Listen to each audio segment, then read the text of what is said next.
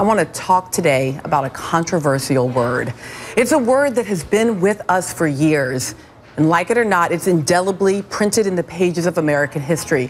A word that was originally intended as a derogatory term, meant to shame and divide and demean.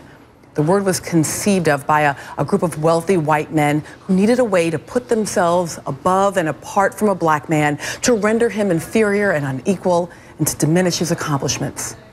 President Obama has been labeled with this word by his opponents. And at first, he rose above it, hoping that if he could just make a cause for what he'd achieved, his opponents would fail in making their label stick. But no matter how many successes that he had as president, he realized there were still many people for whom he'd never be anything more than that one disparaging word.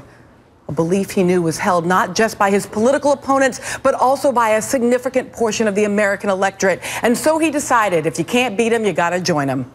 And he embraced the word and made it his own, sending his opposition a message they weren't expecting.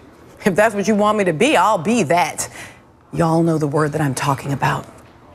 Obamacare. That's right, I said it and I'm not ashamed, and neither is President Obama, because he knows that of all his victories over 2 terms in office, his legacy is ultimately going to be remembered for this one single word.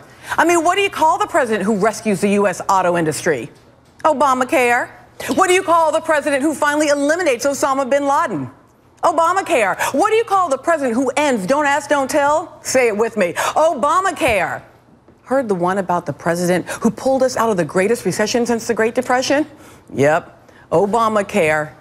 And what about the one, about the president who reduced drug sentencing disparities? Obamacare. Stop if you have heard this one. A group of underpaid women and the president who passed a pay equity law walk into a bar. Okay, you see where I'm going with this. Short of bringing about world peace before he leaves office, the Affordable Care Act will loom large in the president's legacy as the singular accomplishment of his 2 terms. And now, following the relaunch of a new and improved and fully operational healthcare.gov website, the president is not only owning it, but doubling down and putting a bright spotlight on the Obama in Obamacare.